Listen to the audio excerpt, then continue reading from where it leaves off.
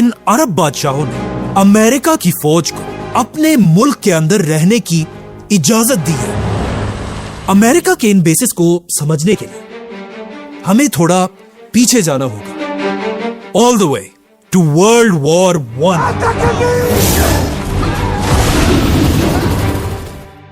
World war one मुसलमानों की तरफ से उनकी आखिरी सुपर पावर बहुत ही बहादुरी से लड़ रही थी, उस्मानिया खिलाफत। लेकिन बहुत बहादुरी से लड़ने के बाद भी वर्ल्ड वॉर वन में उस्मानिया खिलाफत हमेशा के लिए खत्म हो गई। उस्मानिया खिलाफत के टूटने की वजह से वो सारे इलाके जहां पर उस्मानिया खिलाफत की हुकूमत थी, वो सब आहिस्ता आहिस्ता एक एक करके उस्मानिया खिलाफत के हाथ से निकलने लगे और उन सारे इलाकों को ब्रिटिश एम्पायर और उसके साथियों ने मुसलमानों से छीन लिया, जिसके बाद इस पूरे इलाके को ब्रिटिश एम्पायर ने कंट्रोल कर लिया। लेकिन ब्रिटिश एम्पायर को पहले दिन से अच्छी तरह पता था कि अरब के आम मुसलमान कभी भी किसी अंग्रेज को अपना लीडर नहीं मानेंगे। इसीलिए ब्रिटिश एम्पायर ने अब इन अरब कंट्रीज को अपने कंट्रोल में रखने के लिए एक बहुत ही जबरदस्त और सीक्रेट प्लान बनाया। ब्रिटिश एम्पायर ने अरब के बादशाहों से कहा कि आप ही इन सारे इलाकों के बादशाह रहेंगे, यहां के मुसलमानों के सारे फैसले आप करेंगे, यहां की सड़कें, ब्रिजेस और बिल्डिंग्स आप ही बनाएंगे, ताकि अरब के लोग आपको ही अपना असल बादशाह समझें। लेकिन असल में ऐसा नहीं होगा। तुम बादशाह सिर्फ सड़कें और बिल्डिंग्स ही बना सकोगे, लेकिन अरब दुनिया की सारी फौज और डिफेंस हमारे पास होगा। मतलब हमारी इजाजत के बगैर तुम बादशाहों की फौज कुछ नहीं कर पाएगी। It had its own king, it had its own navy, had its own army, but the British Empire was protecting it by occupying and controlling and extracting its resources. जिसके बाद पहली बार पूरी अरब दुनिया में ब्रिटिश एम्पायर ने अपनी फौज के बेसिस बनाए और हिस्ट्री में पहली बार अंग्रेजों की फौज आकर पूरी अरब दुनिया में फैल गई। ये ब्रिटिश एम्पायर का बहुत ही जबरदस्त प्लान था, क्योंकि मुसलमानों को लग रहा था कि उनका बादशाह एक मुसलमान और अरब है, लेकिन असल में ये सारे बादशाह बस पपेट्स थे और पूरी अरब दुनिया असल में ब्रिटिश एम्पायर के इन्हीं बेसिस से चलती थी।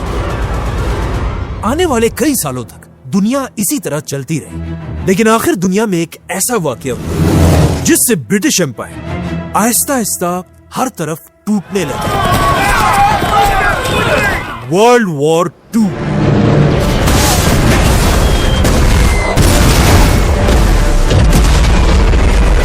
वर्ल्ड वॉर टू में ब्रिटिश एम्पायर और जर्मनी के हिटलर की लड़ाई शुरू हुई। यह जंग ब्रिटिश एम्पायर जीत तो गया, लेकिन इस जंग में ब्रिटिश एम्पायर का इतना नुकसान हुआ कि आहिस्ता आहिस्ता ब्रिटिश एम्पायर टूटने लगा और ब्रिटिश एम्पायर के पास अब इतना पैसा था ही नहीं कि वो पूरी दुनिया में अपने फौज के बेसिस को मैनेज कर सके। इसीलिए आने वाले कई सालों में आहिस्ता आहिस्ता ब्रिटिश एम्पायर मुसलमान मुल्कों से अपनी फौजें निकालने लगी और आखिर कुछ ही सालों में पूरी अरब दुनिया ब्रिटिश एम्पायर की फौज से खाली हो गई। वर्ल्ड वॉर टू के बाद ब्रिटिश एम्पायर तो तबाह हो चुकी थी, लेकिन ब्रिटिश एम्पायर के बाद अब दुनिया में एक नई सुपर पावर आ चुकी थी, America. And we will make America great again. इसीलिए वर्ल्ड वॉर टू खत्म होने से पहले ही अरब बादशाह अब ब्रिटिश एम्पायर को छोड़कर अमेरिका के साथ मीटिंग्स करना शुरू कर चुके थे। इसीलिए ब्रिटिश एम्पायर के टूटते अब ब्रिटिश एम्पायर की जगह अमेरिका की फौज आकर अरब मुल्कों में अपने बेसिस बनाने लगी। लेकिन ये बेसिस बहुत ही छोटे छोटे थे और सिर्फ अरब की ऑयल की हिफाजत के लिए थे। लेकिन पहले ही दिन से अमेरिका बिल्कुल ब्रिटिश एम्पायर की तरह अरब मुल्कों में अपने बड़े बड़े बेसिस बनाना चाहता था। और अमेरिका चाहता था कि जिस तरह इससे पहले ब्रिटिश एम्पायर अपने इन बेसिस से अरब के बादशाहों को अपने कंट्रोल में रखता था, अब उसी तरह अमेरिका अपने बड़े बड़े बेसिस बनाकर इन अरब बादशाहों को अपने कंट्रोल में रखे। लेकिन यह कोई आसान काम नहीं था, क्योंकि अब अमेरिका के सामने एक ऐसा बादशाह आ चुका था जो अमेरिका को ऐसा करने की इजाजत नहीं दे रहा था। और ऑफ कोर्स ये वही बादशाह था जिसका नाम हम इस चैनल पे बार बार लेते हैं, सऊदी अरब का बादशाह शाह फैसल। शाह फैसल ने आते ही सबसे पहले अमेरिका के छोटे छोटे बेसिस को सऊदी अरब से बाहर निकलने का हुक्म दिया, जो इससे पहले उसके बाप अब्दुल अजीज ने बनाए थे। शाह फैसल की पूरी बादशाहत में पूरी अरब दुनिया में सिर्फ एक अमेरिका के बेस के अलावा और कोई भी बेस नहीं था। लेकिन जैसे ही शाह फैसल को अचानक धोखे से शहीद कर दिया गया, शाह फैसल के बाद उसका भाई खालिद सऊदी अरब का बादशाह बना। शाह खालिद बिल्कुल भी अपने भाई की तरह नहीं था कि वो सुपर पावर अमेरिका के सामने खड़ा हो सके। इसीलिए अब शाह फैसल के जाने के बाद अमेरिका आसानी से अपने पुराने प्लान पर काम कर सकता था और सारे अरब कंट्रीज में अपने बेसिस बना सकता था। लेकिन हमेशा की तरह अब भी अमेरिका को एक ऐसे बहाने की जरूरत जिससे वो अरब दुनिया की तरफ अपनी फौज भेजे। और आखिर अमेरिका को यह बहाना मिल गया, और अमेरिका के इस बहाने का नाम था सद्दाम हुसैन। जैसे ही सद्दाम हुसैन इराक का बादशाह बना, पहले तो वो अमेरिका और अरब के बादशाहों का बहुत क्लोज दोस्त था, बल्कि इन्हीं के कहने पर सद्दाम हुसैन ने आते ईरान के खुमैनी पर हमला कर दिया, जिसके बाद सद्दाम हुसैन ने अगले 8 साल तक ईरान के साथ एक बहुत ही खतरनाक जंग लड़ी। जंग के स्टार्टिंग में तो ऐसा लग रहा था कि सद्दाम हुसैन ये जंग जीत जाएगा, लेकिन जैसे जैसे जंग गर्म होती गई और आहिस्ता आहिस्ता सद्दाम हुसैन के पास ये जंग लड़ने के लिए पैसे खत्म होने लगे। इसीलिए अब सद्दाम हुसैन अपने आप को बचाने के लिए अपने इन अरब दोस्तों से बहुत सारा कर्जा लेने लगा।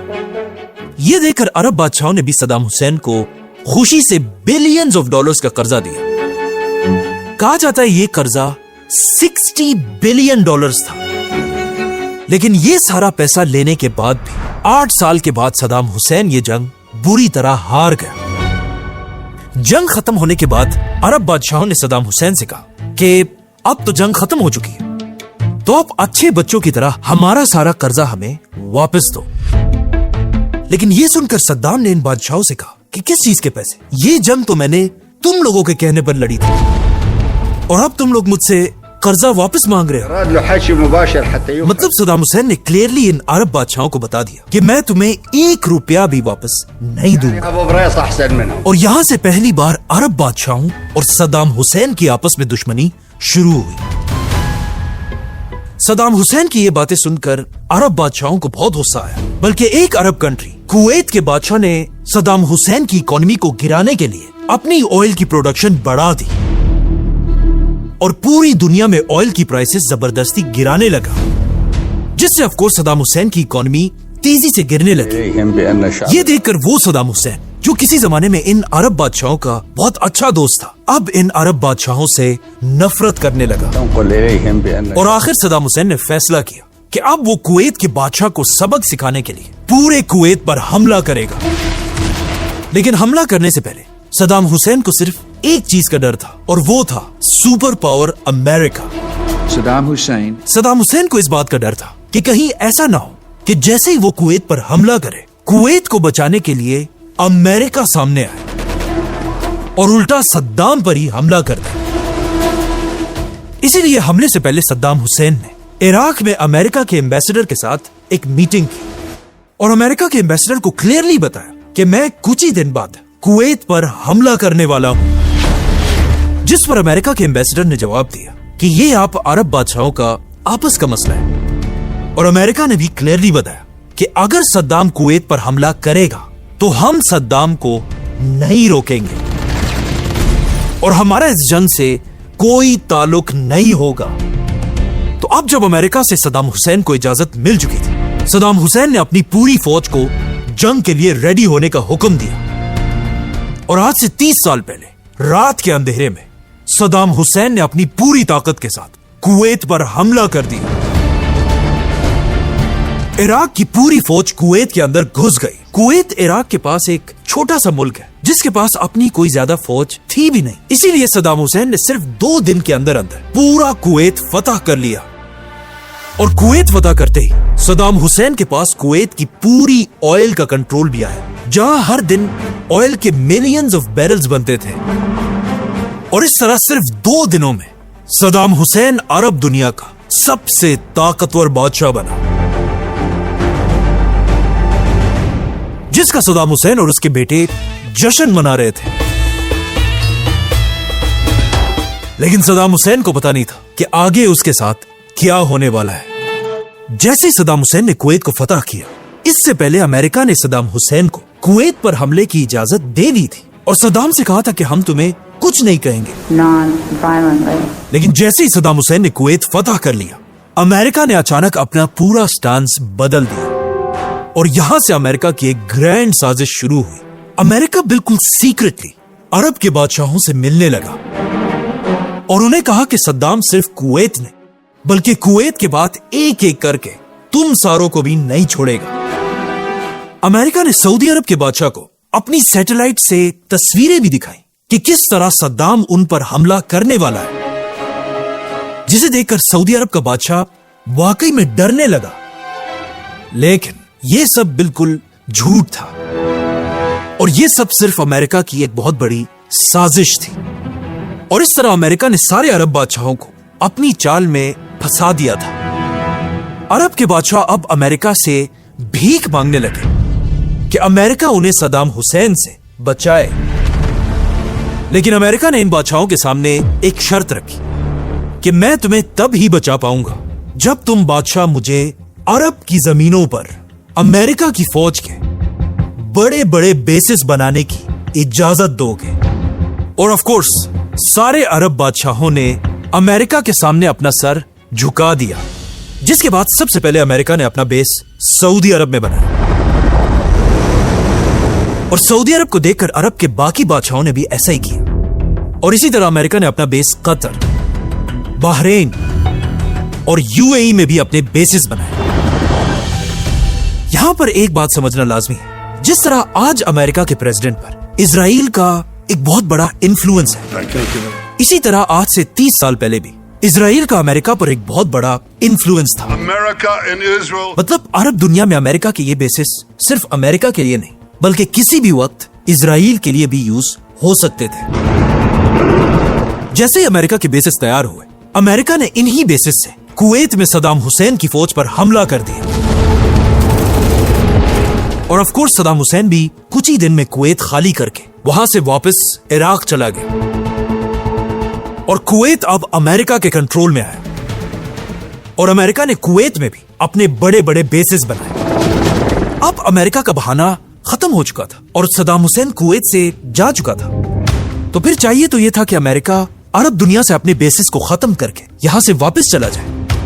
लेकिन यहां पर पूरी दुनिया को समझ आई कि यह बस अमेरिका की एक साजिश थी और अमेरिका ने इन सब को अपनी चाल में फंसाकर हमेशा के लिए अपने बेसिस अरब दुनिया में बना दिए थे।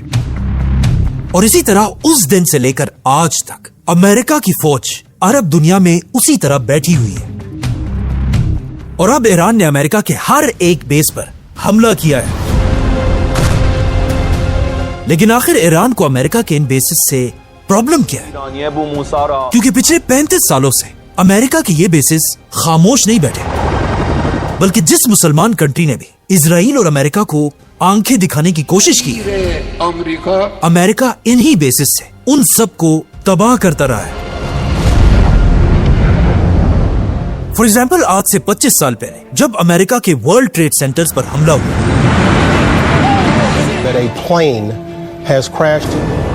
अमेरिका ने इन्हीं बेसिस से अफगानिस्तान पर हमला कर दिया।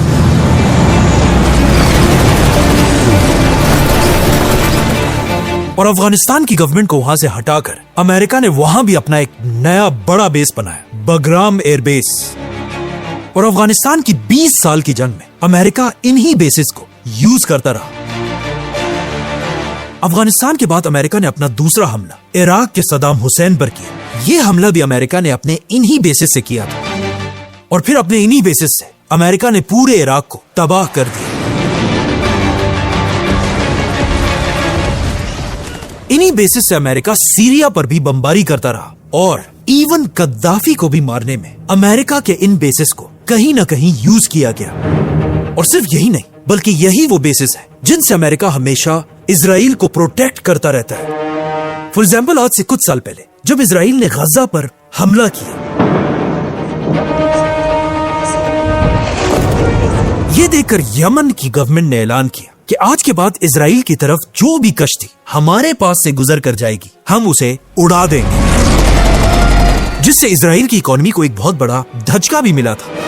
लेकिन अब जब इजराइल की इकोनॉमी खराब हो रही थी, अमेरिका के इन्हीं बेसिस से अमेरिका ने यमन पर 1000 मिसाइल फायर करके यमन को ऐसा करने से रोक दिया। और इस तरह अमेरिका ने इजराइल की इकोनॉमी को दोबारा ठीक किया। इन शॉर्ट, अरब दुनिया में अमेरिका के इन्हीं बेसिस ने पिछले 40 साल से पूरी मुसलमान दुनिया को गर्दन से पकड़ा हुआ है।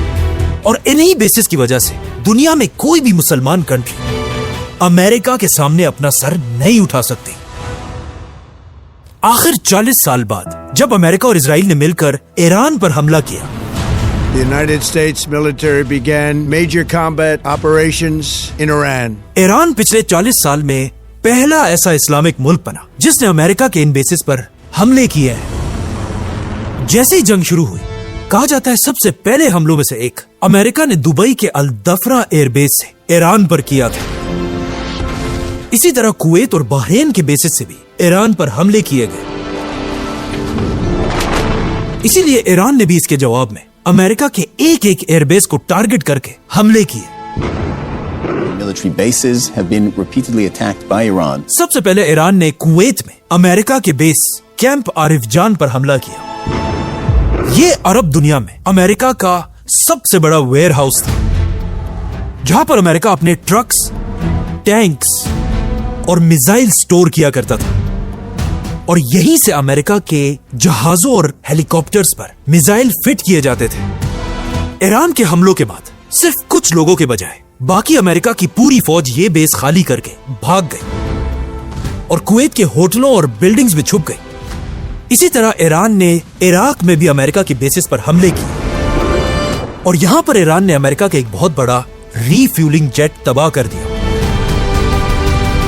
तीसरा हमला ईरान ने कतर में अमेरिका के बेसिस पर किया और कतर में अमेरिका का यह बेस अमेरिका की फौज का सबसे बड़ा बेस था। और यहां पर ईरान के हमलों से अमेरिका का सबसे बड़ा रेडार सिस्टम तबाह हो गया, जिसकी कीमत $1 बिलियन से भी ज्यादा थी। इसके बाद ईरान ने सऊदी अरब के अमेरिका के बेस पर भी हमला किया और इस हमले में भी ईरान ने अमेरिका के 5 बड़े जहाजों को तबाह कर दिया। और आखिर ईरान ने यूएई में अमेरिका के बेस पर भी हमला किया और कहा जाता है ये वही बेस है जिससे अमेरिका ने ईरान में एक स्कूल पर हमला करके ऑलमोस्ट 200 बच्चियों को शहीद कर दिया था। ईरान ने ये हमले बहुत ही सोच समझकर किए थे, क्योंकि हमलों से पहले ईरान इन अमेरिका के बेसिस की तरफ 50 या 60 ड्रोन्स भेजता था और अमेरिका के बेसिस के डिफेंस सिस्टम इन ड्रोन्स को गिराने में बिजी हो जाते थे। और जब ये डिफेंस सिस्टम बिजी होता था, तब ईरान अपने हाइपरसोनिक मिसाइल से इन बेसिस पर हमला करता था। ये ऐसे मिसाइल्स हैं जो साउंड की स्पीड से भी तेज जाते हैं। लेकिन ईरान के इन सारे हमलों में एक बहुत बड़ा मसला था। ये सारे मिसाइल और ड्रोन सिर्फ अमेरिका के बेसिस पर नहीं, बल्कि अरब कंट्रीज के कुछ बिल्डिंग्स और होटलों पर भी लगे, जिनमें से कुछ के लिए तो ईरान के प्रेसिडेंट ने माफी भी मांगी, लेकिन बाकियों के लिए ईरान ने कहा कि हमने ये हमले किए ही नहीं। तो फिर क्वेश्चन ये कि आखिर कहां से अरब कंट्रीज में ये हमले हो रहे हैं। कहा जाता है कतर, सऊदी और यूएई में बहुत सारे इजराइल के ऐसे एजेंट्स पकड़े गए has captured 2 Mossad agents. जो इन अरब कंट्रीज में धमाके करके And they are planning bombing here. ये दिखाना चाहते हैं कि ये धमाके ईरान ने किए हैं। In Qatar and Saudi Arabia, authorities arrested Mossad agents planning on committing bombings in those countries. Now, that's weird. ताकि इजराइल एक बार फिर मुसलमानों में शिया सुन्नी वाली बातों को जिंदा करके मुसलमानों को आपस में लड़ा सके। इनके अलावा कुछ बिल्डिंग्स ऐसे भी हैं जिन्हें ईरान खुद टारगेट कर रहा है, और ईरान का कहना यह है कि इन बिल्डिंग्स में CIA और मोसाद ने अपने सीक्रेट ऑफिसेस बनाए हुए हैं, और अमेरिका के इन बेसिस पर इतने प्रिसाइज हमले करने से ईरान ने अमेरिका को भी हैरान कर दिया है। Nobody expected that. We were shocked. और अब ईरान के सुप्रीम लीडर आयतुल्लाह मुज्तबा खामेनाई ने भी ऐलान कर दिया कि जब तक अमेरिका के बेसिस इन मुसलमान कंट्रीज में रहेंगे, ये जंग इसी तरह चलती रहेगी। Israel wants to hurt Iran and Qatar and UAE and Saudi and Bahrain and Oman and Kuwait. And they've succeeded.